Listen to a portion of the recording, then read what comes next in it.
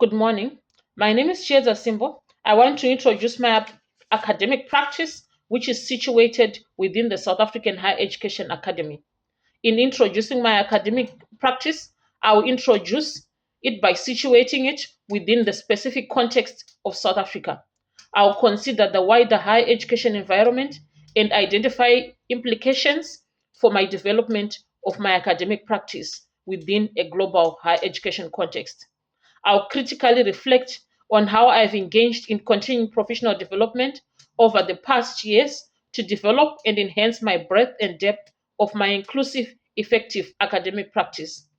When necessary, I will draw on scholarship, research, and professional learning or other evidence informed approaches to substantiate the inclusivity and effectiveness of my practice. So, in doing this, I aim to demonstrate a critical awareness of the wider higher education environment and articulate the implications for my career development. I aim to further critically evaluate my development of inclusive, effective academic practice. I will do this by giving examples and also my views if necessary. So, in doing this, I note the PSF dimensions and their importance in my interrelated, interdependent, and integrated practice, and ensure that I aim to also show that my academic practice has infused these dimensions, particularly V1, which is the respect of individual learners and group learners, V2, which is the promotion and engagement in learning and provision of equitable opportunities for all learners to reach their potentials, V3, which is the use of scholarship and research and professional learning and other evidence informed approaches as the basis of my effective practice, V4, which is my response to the wider context in which their education operates, especially recognizing implications for my practice, K1, which is showing how learners learn generally within a specific subject, K2, my approaches to teaching and learning and supporting learners through for appropriate subjects and level of study. K4, which is the appropriate use of digital and other technologies and resources. K5, which is the requirements for quality assurance and enhancement and their implications for practice.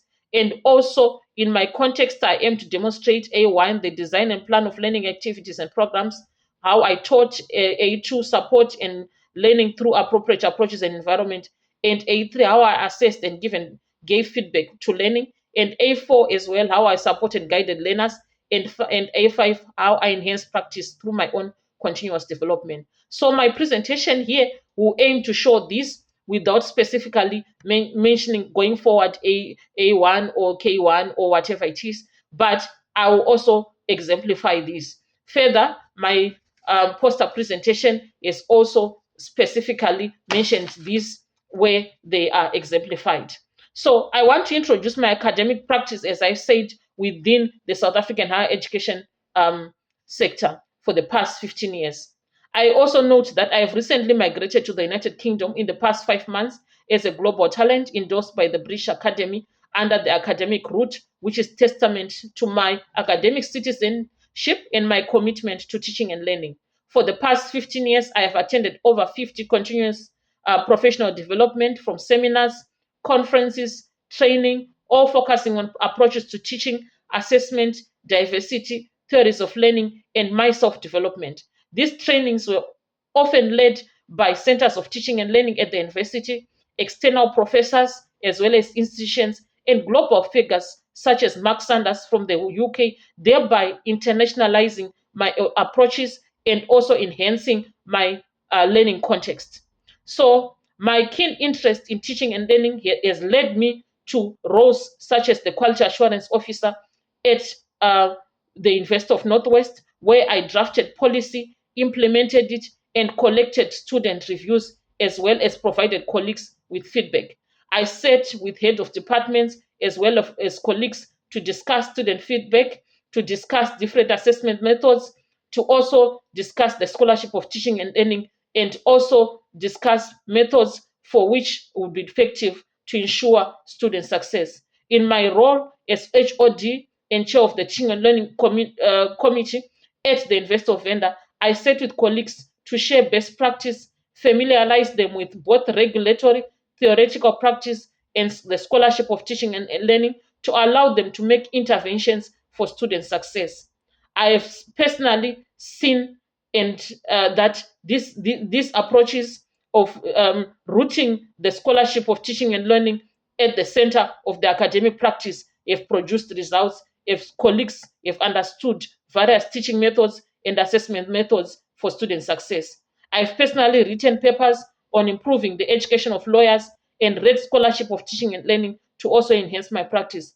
Over the past 10 years, I've employed particularly constructive alignment as, by BIGS as the approach that has also been central to the success of many academics who I've shared this approach with. This approach includes ensuring that outcomes, assessment activities, and criteria are all aligned to ensure that all students succeed at the same place, regardless of their background or regardless of their academic inclinations, whether they're academics or they are non academics in their approach. But this approach has been a pinnacle and fundamental to student success and exemplified in all learning guides for colleagues at the University of Venda. I understand diversity now at a higher level after doing the PGCE, as it grounded it in scholarship, allowing me to understand um, theoretical lens such as behavioralism, cognitivism, and constructivism. I shared this with colleagues to justify my scholarship towards diversification of the assessment approaches. I've often advocated for diverse assessment approaches outside the normal test, and I've never been able to justify these. Learning through theoretical lens such as behavioralism, cognitivism, and constructivism has provided me the much needed knowledge to justify my approaches. I've now learned about wicked problems as well and placed AI in that context. Before the PGCE, I knew nothing about wicked problems. The global community has always been part of my academic practice, and I was selected for the COIL project, selected as a TAU Fellow, which is the teaching advancement at universities, and further sit at the board of the Northwest University. All this is testament of my leadership within the academy and my skills. Currently, I've been endorsed by the British Academy as a global talent and aim to establish a community of practice, a term that I only learned through the PGCE. In as much as I appreciated the collaborative approach with other colleagues and the sharing of best practice, I didn't appreciate the term community of practice.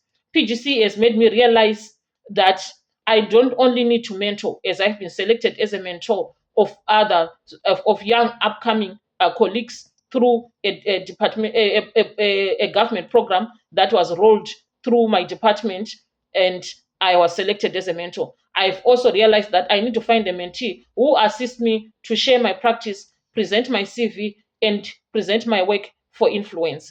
The PGCE has also provided me with practical knowledge, and I thank all my lecturers because their assessment methods have made me to learn that there are new assessment approaches such as slide deck, professional conversation, poster presentation, and video recording that also make effective learning experiences. I aim to share these best practices with my colleagues as I aim to move forward in a collaborative approach. Going forward, I want to note some of the most important readings that have changed my perspective, which is Biggs and Tang, SFAD, Gaimera, and KIFS.